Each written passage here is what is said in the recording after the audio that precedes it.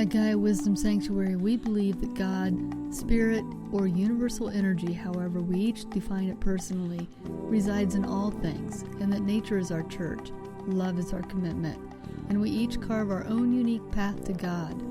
Our sanctuary weaves together the ideologies of Druidry, Celtic wisdom, Native American spirituality, and other life-affirming, soul-sustaining spiritual practices.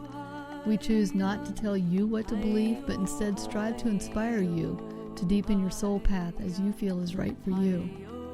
Please visit our online school at GaiaWisdomSchool.org, or for more information about us, you can go to SacredSoulCenter.com. Or you can always join us live and in person each Sunday at 11 a.m. in our Sundance Teepee. We look forward to sharing community time with you, whether online or in person, wherever you might be in this beautiful world we call home.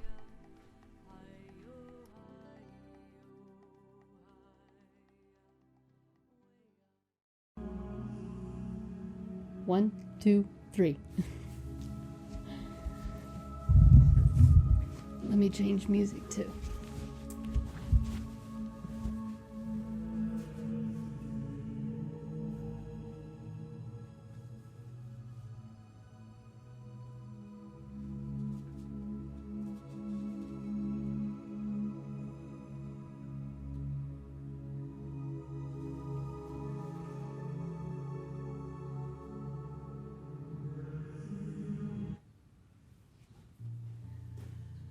Okay, if everybody wants to stand up and be smudged.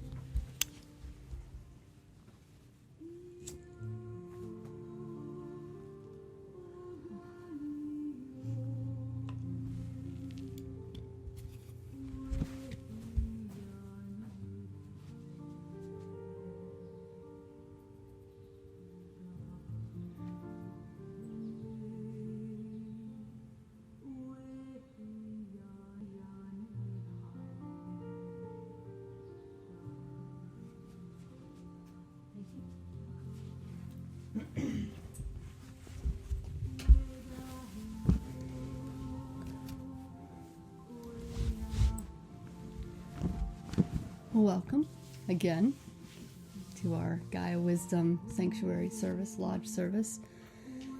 And the opening song today, I don't have the words for it. I could not find the words because part of it's spoken in, I believe, Iroquois and English. But it's Joanne Shenandoah, and it's called the Prophecy Song. And to me, it just kind of touches somewhere deep, and it feels... It helps me to feel more connected to the earth when I listen to it. So part of what we're going to be talking about today is our environment and the Alchemist. And so I thought it would be an appropriate song. So for this song, I want you guys to just sit back and close your eyes and really listen to it internally and see where it hits you.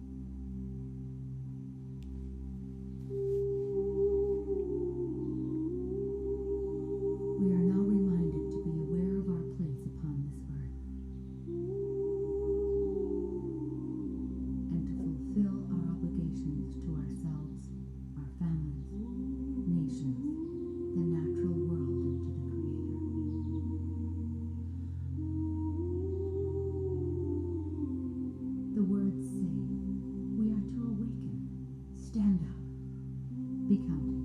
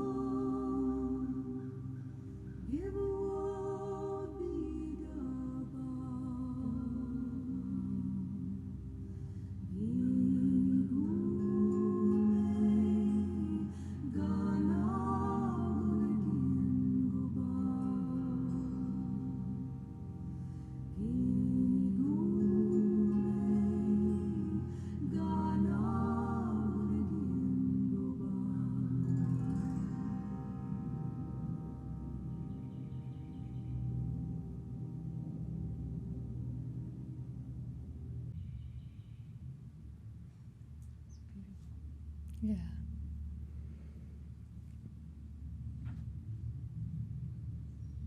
It's a beautiful song to remember our place on this earth, and also the sacredness of the earth and our environment around us. So the teaching today is the Alchemist, and last time we talked about the Sacred Heart Warrior Soul Archetype. And the Alchemist is the Soul Archetype for the West direction.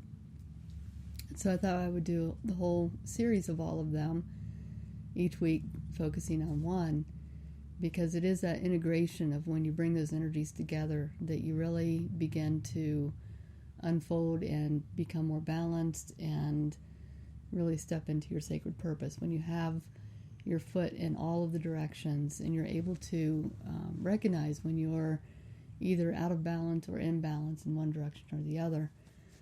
So the Alchemist is all about your physical body and your physical environment. The Sacred Heart Warrior was about your emotional body. So now we move into the physical body. It's a masculine direction, and if you can think of the complementary direction is the East, which is also masculine, and that's more the mental body. So the mental and the physical are that yang aspect of ourselves, and all of us have it, whether you're male or female. But the Alchemist is all about transformation, and it's about having that ability to create alchemy within your life, taking what you have and creating something that is tangible and beautiful and useful and balanced and all of these things. And in a balanced Alchemist soul archetype, you're going to have your environment is going to be a reflection of who you are inside. So if you ever want to know if there's turmoil going on in your life, you just have to look outside of yourself. Usually you're going to feel it also, but it's always going to be a reflection of where you are internally as well. And your environment can include a lot of different things. It can be where you live. It can be how well you keep the space that you're living in, if it's well kept or clean, or if the feng shui is good, the energy is flowing. It's your job, your environment that you work in. It's also what you put into your body and how you take care of yourself and or not take care of yourself. And in extreme imbalances, you have people who may be extremely overweight, or they might have eating disorders where they're anorexic. So it can go on opposite ends, or someone who is so obsessed with the physical body that they neglect the emotional, the spiritual, and the mental. And so those are some of the imbalances that you can look for in the Alchemist type. But the other thing that we do when we touch into the Alchemist soul archetype is we take the environment that we grew up in, and those formative years when we were teenagers, more specifically, but also in childhood. Those are the formative years where things are given to you to really learn from, to really experience and express and become who you're meant to be later in life. And those experiences can either paralyze you, or they can change you, or they can uplift you. Nearly every human being that has walked this earth has had some trauma in their childhood, because that's when we experience trauma to the deepest level, because we haven't built up all those filters yet that keep us from knowing how to get through something like that, if that makes sense. And traumas can come in many, many different guises. It can be the one teacher that says one day, one thing that changes you for the rest of your life, whether it's for good or for bad. It can be sexual abuse or physical abuse or emotional abuse that you've garnered from either your parents or your siblings or your neighbor kids. For me, I was bullied all through high school, and to the point where, I wanted to commit suicide. So now, if I look at the Alchemist archetype, I can say that my life is paralyzed because I had those experiences, because I was bullied and I tried to commit suicide and all these things, and I could let those experiences dictate who I am and keep me stuck in this pigeonhole or this box. Or I can use the energy of the soul archetype, the Alchemist, and transform that experience into a growing learning experience for myself, which is what I've chosen to do. I've taken that experience and it's allowed me to be stronger, to be more independent, to value life more. It's put me in a position where I want to help people who also experience those things. And so that's where you can change that environment or that particular experience and make it something that is useful for your life. That's how you balance out that alchemist archetype. You see a lot of people who fall into that victim mode, poor me, this is always happening to me. This is, my lot in life to always be X, Y, or Z. And that's a sign of an imbalanced alchemist archetype, because they've used that experience to keep them in this box. And until you learn something from an experience in your life, you're just going to keep repeating it over and over and over and over until you finally get it. When you get it, that's when everything shifts and the universe says, okay, they got that lesson, so now we can go on to something else. That's why people who go through the same type of relationship over and over and over and then blame their father or whoever because they haven't been able to attract the right person, it's not about that. It's about you haven't gotten that lesson, so you haven't transformed your life from that experience to garner that energy and that lesson. Everything is good, whether it's perceived as being a bad experience or horrible or a great experience or joyful. It's all the same. It's all a breeding ground for learning. That's why we're here. You don't ever learn, well, I shouldn't say you don't ever learn, but it's more difficult to learn really soulful, valuable lessons when everything is perfect. And you've got that white picket fence and there's no room for growth, and you're right in that place where everything is awesome. You'll get glimpses of that, and that's kind of your reward for having gone through the other stuff. But if you don't go through the other stuff, you don't get to that point either. You can't experience love if you haven't experienced hate. You can't experience joy if you haven't had anger. There's always going to be the shadow aspect of everything that you go through in life. So if you really want to experience joy, you have to go through the pits of despair. You have to have that grief. You have to have that anger in order to touch into that pure happiness. And so everything, when you stand in that alchemist soul archetype, everything is transformative. Everything can be transformed into something that is useful for your soul growth. It's being able to take that experience, pluck out the goodness of it, learn from it, and then use it. Don't let those lessons go to waste. Everything that I feel like I had gone through in my childhood, and I grew up in a very beautiful, loving family that was very supportive. And, when you're a teenager, you don't know that that's what you have until you get on this side of it. And you can look back and say, wow, I was really lucky. I had two parents who stayed together, that I didn't have to experience divorce in a family or a broken family. And that's rare these days. So I learned that there's value in being able to work through the hard stuff with a partner, because that's love. Love isn't just all packaged up into one nice, neat little box with this great little bow on it and stuff. It comes with the anguish and the angry words and, all these kind of things.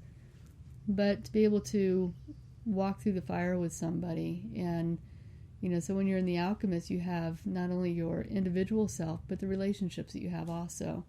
Being able to create that environment within the relationship that you have with somebody and be able to transform that relationship into something that's beautiful and magical and things like that. And that's where you also bring in the other directions. So you've got the sacred heart warrior that we talked about with the emotional and the intuition, and that all plays into the environment also.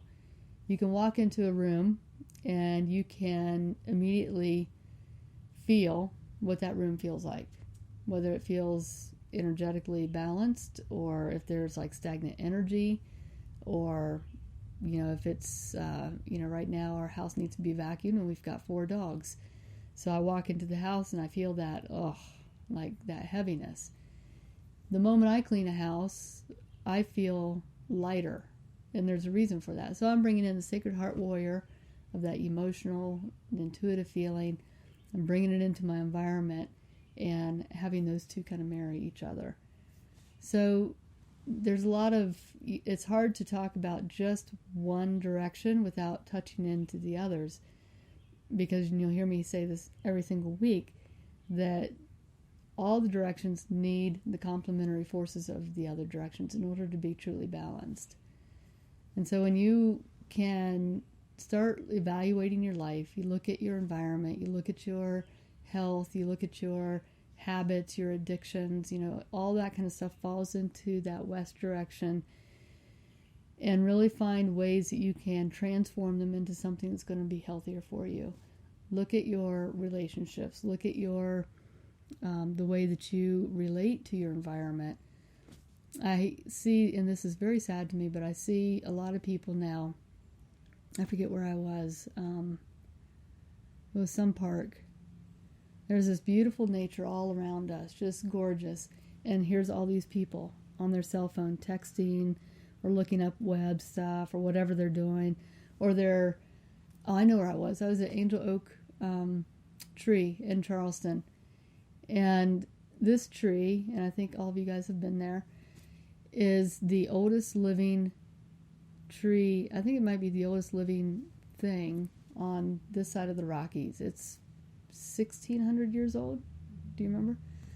1,600-year-old tree, and it's got branches that just go everywhere, and it's so beautiful and magnificent.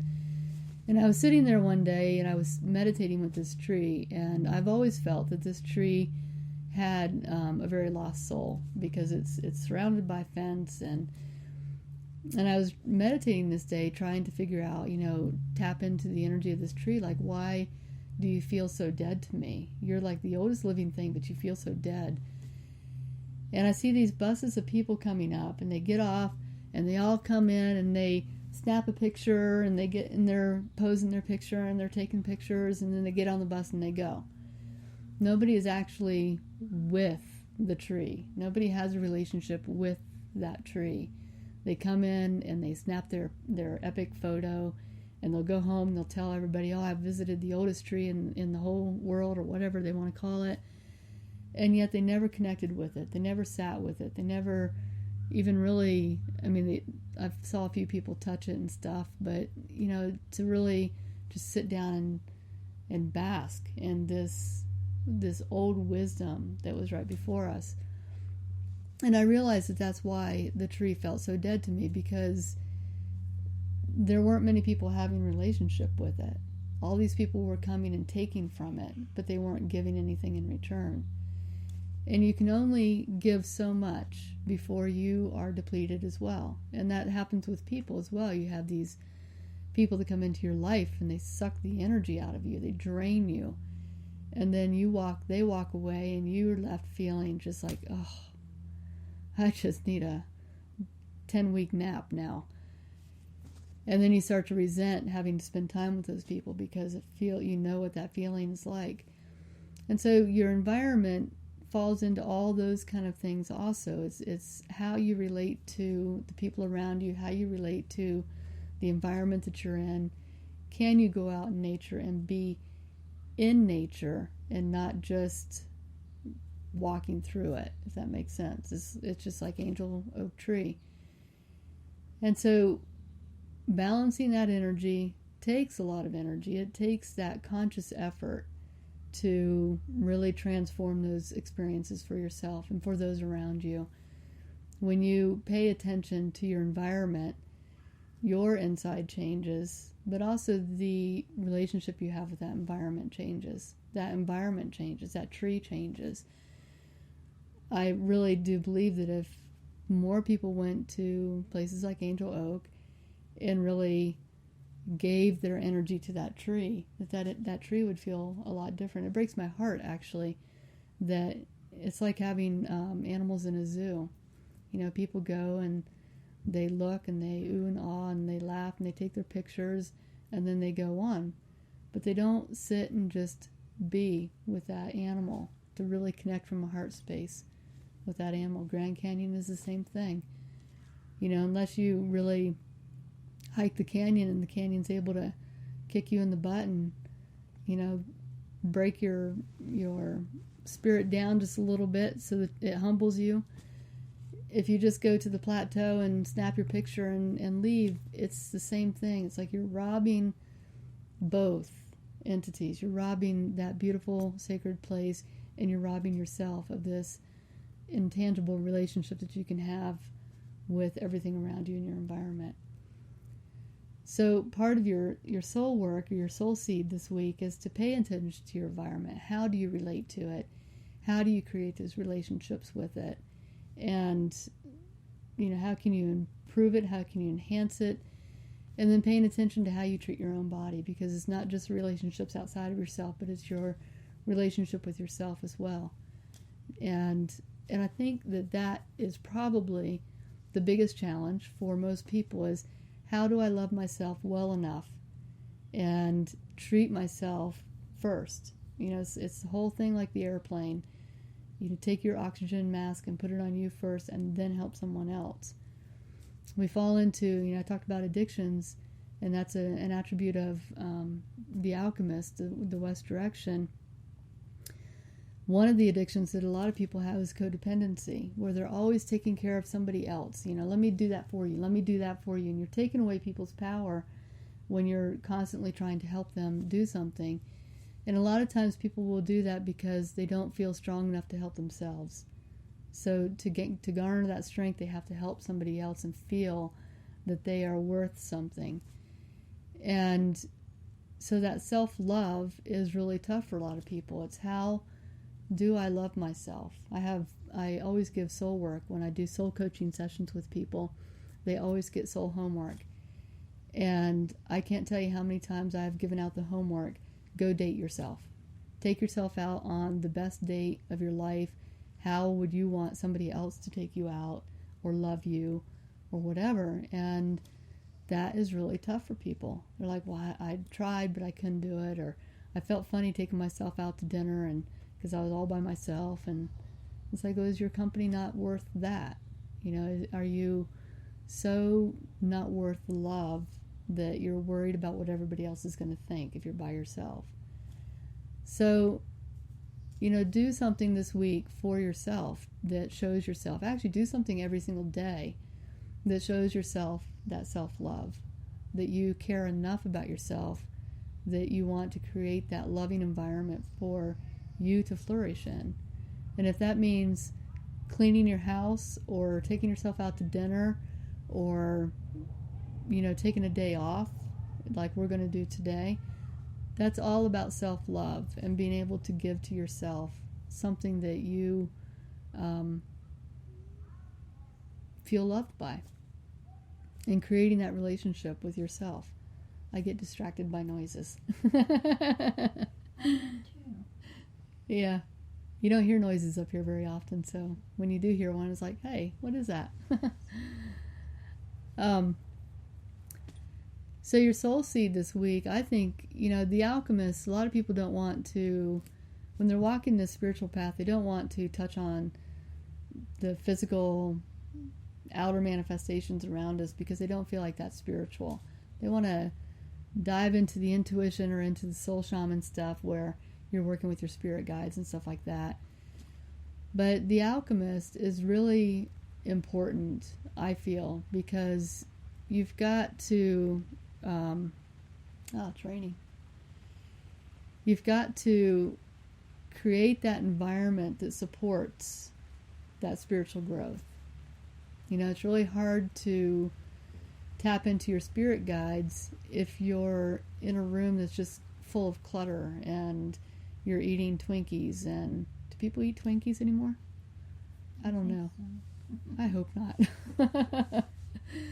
But if you've got a Jack Daniels in one hand and a Twinkie in the other, and you've got the TV blaring and you've got clutter all around you because you haven't cleaned your house in forever, it's going to be really hard for your spirit guides to come through and talk to you. You're going to probably end up having more messages sent to you through physical ailments than anything else. So really being able to clean up that environment around you so that you can tap into those other directions. So that's pretty much the Alchemist, and I think I'm going to keep it a little bit shorter today so that can all kind of soak in, and you guys can begin your soul work today, your soul seeds. And because it's raining, and I really feel like that's a great way to go out of the Alchemist, is to go out into that rain and let it transform us by cleansing. We've needed some rain, so being able to cleanse ourselves and be in that environment. Does anybody have any? We're going to take this part off camera, so anybody have any community conversation?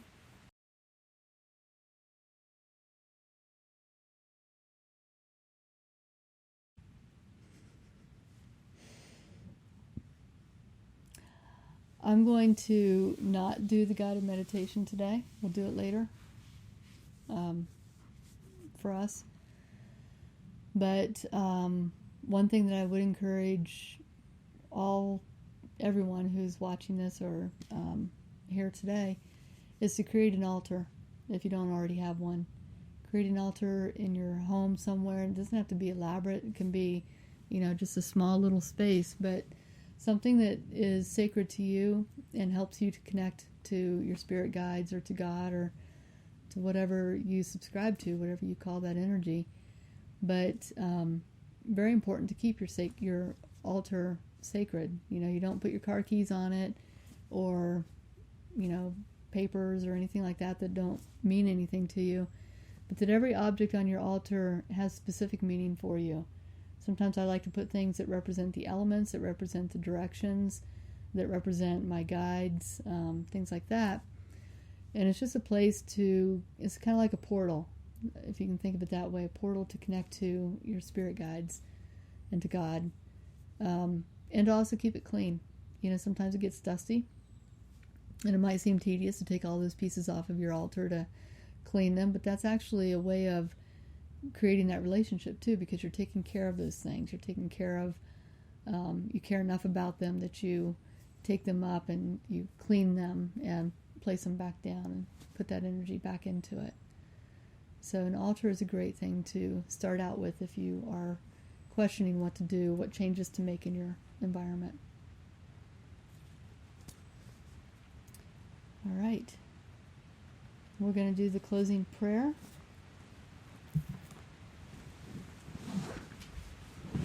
Aho Mitakuye Essen, all my relations, I honor you in this circle of life with me today, and I am grateful for this opportunity to acknowledge you in this Lakota prayer. To the Creator for the ultimate gift of life, I thank you. To the mineral nation that has built and maintained my bones and all foundations of life experience, I thank you. To the plant nation that sustains my organs and body and gives me healing herbs for sickness, I thank you. To the animal nation that feeds me from your own flesh and offers your loyal companionship in this walk of life, I thank you. To the human nation that shares my path as a soul upon the sacred wheel of earthly life, I thank you. To the spirit nation that guides me invisibly through the ups and downs of life, and for carrying the torch of light through the ages, I thank you. To the four winds of change and growth, I thank you. You are all my relations, my relatives, without whom I would not live. We are in the circle of life together, coexisting, codependent, and co-creating our destiny. One not more important than the other. One nation evolving from the other, and yet each dependent upon the one above and the one below. All of us a part of a great mystery. Thank you. Thank you for this life. Aho Mitakuye Essen. Aho.